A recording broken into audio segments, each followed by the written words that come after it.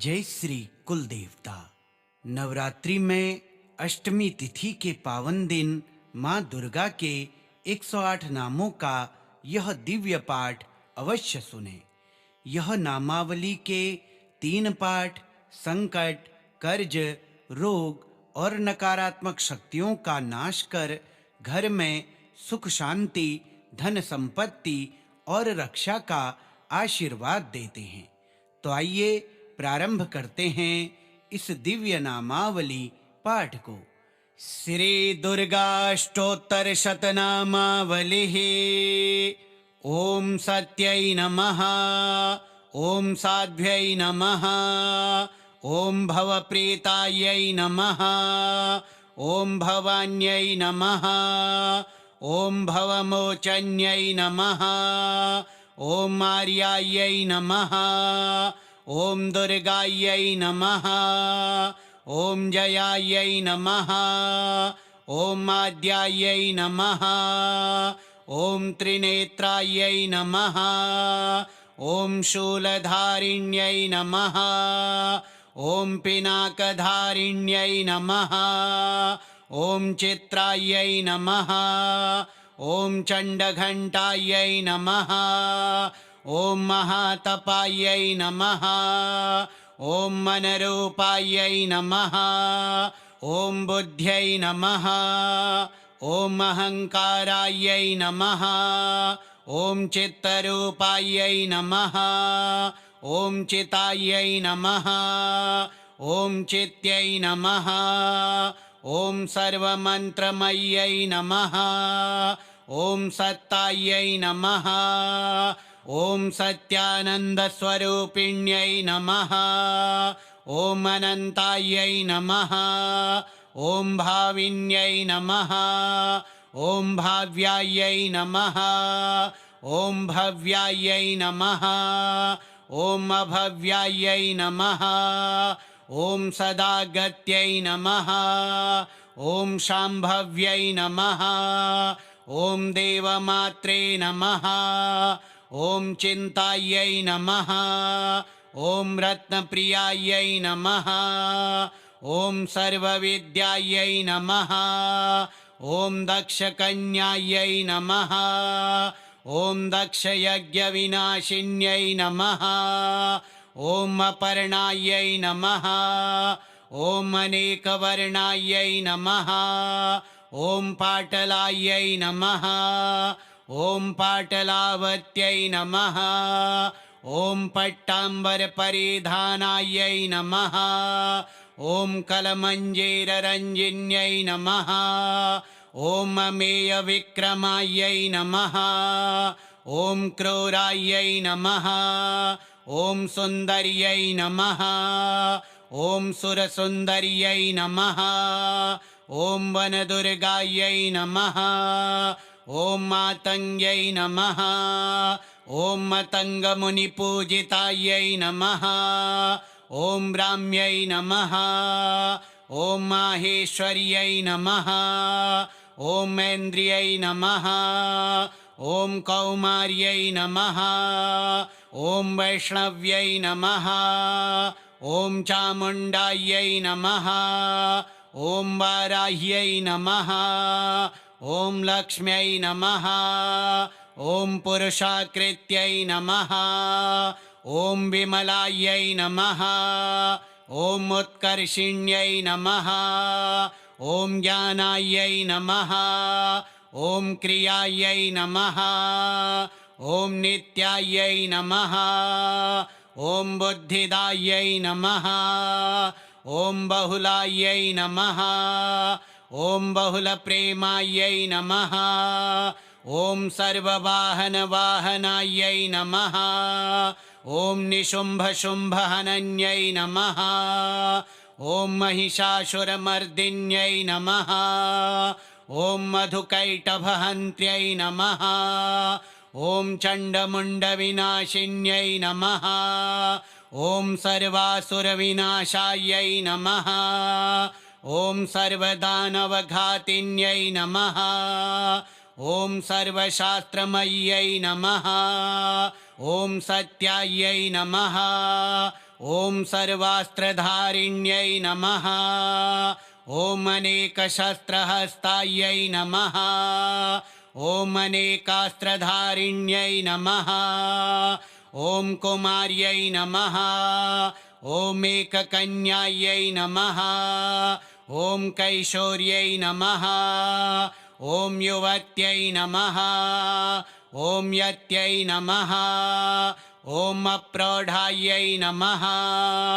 ॐ प्रौढायै नमः ॐ वृद्धमात्रे नमः ॐ बलप्रदायै नमः ॐ महोदर्यै नमः ॐ मुक्तकेश्यै नमः ॐ घोररूपायै नमः ॐ महाबलायै नमः ॐ अग्निज्वालायै नमः ॐ रौद्रमुख्यै नमः ॐ कालरात्र्यै नमः ॐ तपस्विन्यै नमः ॐ नारायण्यै नमः ॐ भद्रकाल्यै नमः ॐ विष्णुमायायै नमः ॐ जलोदर्यै नमः ॐ शिवदूत्यै नमः ॐ कराल्यै नमः ॐ अनन्तायै नमः ॐ परमेश्वर्यै नमः ॐ कात्यायन्यै नमः ॐ सावित्र्यै नमः ॐ प्रत्यक्षायै नमः ॐ ब्रह्मवादिन्यै नमः ॐ सत्यै नमः ॐ साध्व्यै नमः ॐ भवप्रीतायै नमः ॐ भवान्यै नमः ॐ भवमोचन्यै नमः ॐ आर्यायै नमः ॐ दुर्गायै नमः ॐ जयायै नमः ॐ आद्यायै नमः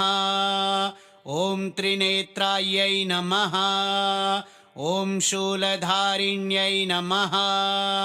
ॐ पिनाकधारिण्यै नमः ॐ चित्रायै नमः ॐ चण्डघण्टायै नमः ॐ महातपायै नमः ॐ मनरूपायै नमः ॐ बुद्ध्यै नमः ॐ अहङ्कारायै नमः ॐ चित्तरूपायै नमः ॐ चितायै नमः ॐ चित्यै नमः ॐ सर्वमन्त्रमय्यै नमः ॐ सत्तायै नमः ॐ सत्यानन्दस्वरूपिण्यै नमः ॐ अनन्तायै नमः ॐ भाविन्यै नमः ॐ भाव्यायै नमः ॐ भव्यायै नमः ॐ अभव्यायै नमः ॐ सदागत्यै नमः ॐ शाम्भव्यै नमः ॐ देवमात्रे नमः ॐ चिन्तायै नमः ॐ रत्नप्रियायै नमः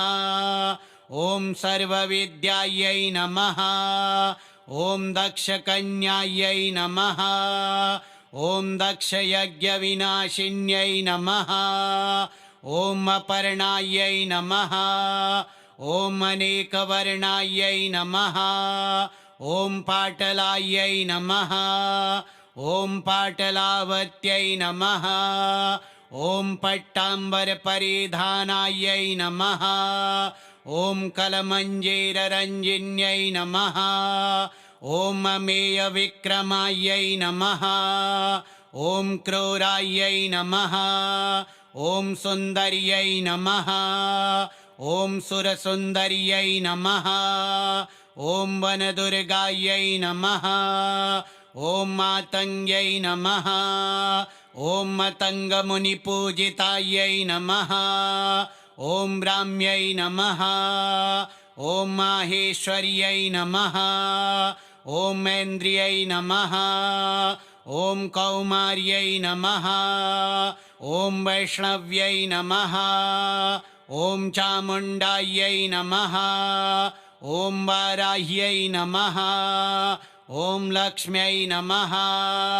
ॐ पुरुषाकृत्यै नमः ॐ विमलायै नमः ॐ उत्कर्षिण्यै नमः ॐ ज्ञानायै नमः ॐ क्रियायै नमः ॐ नित्यायै नमः ॐ बुद्धिदायै नमः ॐ बहुलायै नमः ॐ बहुलप्रेमायै नमः ॐ सर्ववाहनवाहनायै नमः ॐ निशुम्भशुम्भहनन्यै नमः ॐ महिषासुरमर्दिन्यै नमः ॐ मधुकैटभहन्त्यै नमः ॐ चण्डमुण्डविनाशिन्यै नमः ॐ सर्वासुरविनाशायै नमः ॐ सर्वदानवघातिन्यै नमः ॐ सर्वशास्त्रमय्यै नमः ॐ सत्यायै नमः ॐ सर्वास्त्रधारिण्यै नमः ॐ अनेकशस्त्रहस्तायै नमः ॐ अनेकास्त्रधारिण्यै नमः ॐ कुमार्यै नमः ॐ एककन्यायै नमः ॐ कैशोर्यै नमः ॐ युवत्यै नमः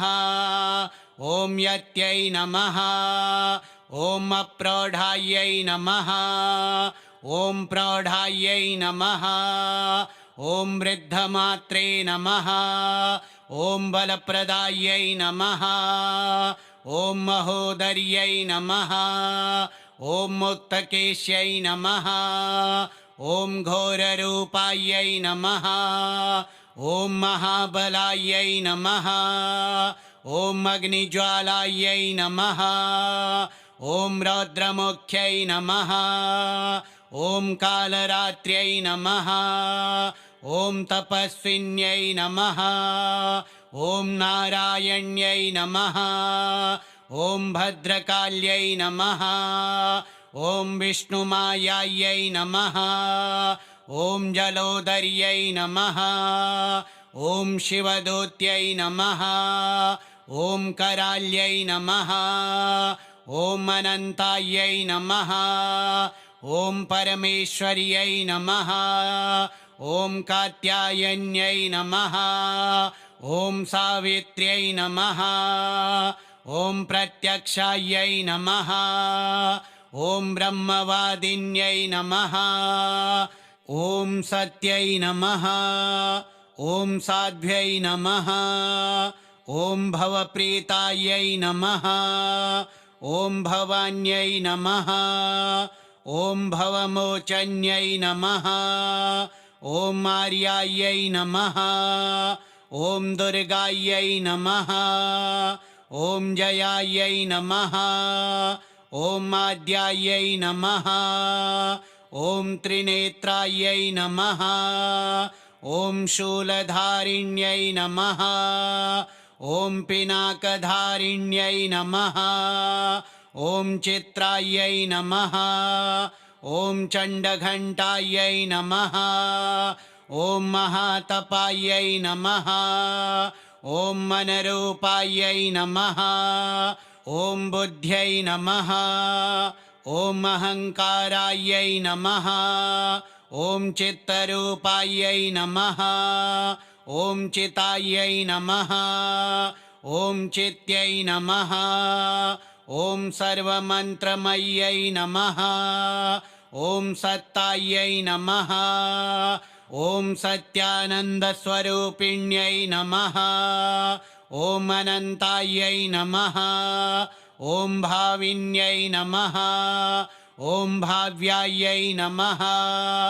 ॐ भव्यायै नमः ॐ अभव्यायै नमः ॐ सदागत्यै नमः ॐ शाम्भव्यै नमः ॐ देवमात्रे नमः ॐ चिन्तायै नमः ॐ रत्नप्रियायै नमः ॐ सर्वविद्यायै नमः ॐ दक्षकन्यायै नमः ॐ दक्षयज्ञविनाशिन्यै नमः ॐ अपर्णायै नमः ॐ अनेकवर्णायै नमः ॐ पाटलायै नमः ॐ पाटलावत्यै नमः ॐ पट्टाम्बरपरिधानायै नमः ॐ कलमञ्जीररञ्जिन्यै नमः ॐ अमेयविक्रमायै नमः ॐ क्रूरायै नमः ॐ सुन्दर्यै नमः ॐ सुरसुन्दर्यै नमः ॐ वनदुर्गायै नमः ॐ मातङ्ग्यै नमः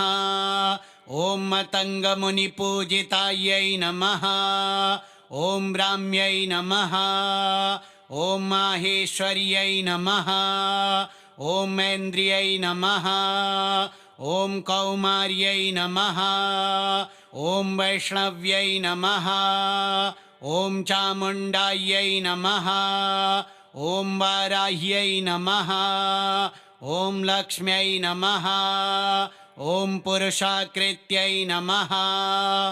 ॐ विमलायै नमः ॐ उत्कर्षिण्यै नमः ॐ ज्ञानायै नमः ॐ क्रियायै नमः ॐ नित्यायै नमः ॐ बुद्धिदायै नमः ॐ बहुलायै नमः ॐ बहुलप्रेमायै नमः ॐ सर्ववाहनवाहनायै नमः ॐ निशुम्भशुम्भहनन्यै नमः ॐ महिषासुरमर्दिन्यै नमः ॐ मधुकैटभहन्त्यै नमः ॐ चण्डमुण्डविनाशिन्यै नमः ॐ सर्वासुरविनाशायै नमः ॐ सर्वदानवघातिन्यै नमः ॐ सर्वशास्त्रमय्यै नमः ॐ सत्यायै नमः ॐ सर्वास्त्रधारिण्यै नमः ॐ अनेकशस्त्रहस्तायै नमः ॐ अनेकास्त्रधारिण्यै नमः ॐ कुमार्यै नमः ॐ एककन्यायै नमः ॐ कैशोर्यै नमः ॐ युवत्यै नमः ॐ यत्यै नमः ॐ अप्रौढायै नमः ॐ प्रौढायै नमः ॐ वृद्धमात्रे नमः ॐ बलप्रदायै नमः ॐ महोदर्यै नमः ॐ मुक्तकेश्यै नमः ॐ घोररूपायै नमः ॐ महाबलायै नमः ॐ अग्निज्वालायै नमः ॐ रौद्रमुख्यै नमः ॐ कालरात्र्यै नमः ॐ तपस्विन्यै नमः ॐ नारायण्यै नमः ॐ भद्रकाल्यै नमः ॐ विष्णुमायायै नमः ॐ जलोदर्यै नमः ॐ शिवदूत्यै नमः ॐ कराल्यै नमः ॐ अनन्तायै नमः ॐ परमेश्वर्यै नमः ॐ कात्यायन्यै नमः ॐ सावित्र्यै नमः ॐ प्रत्यक्षायै नमः ॐ ब्रह्मवादिन्यै नमः श्रीदुर्गा अष्टोत्तरशतनामावलिः श्रीदुर्गार्पणमस्तु।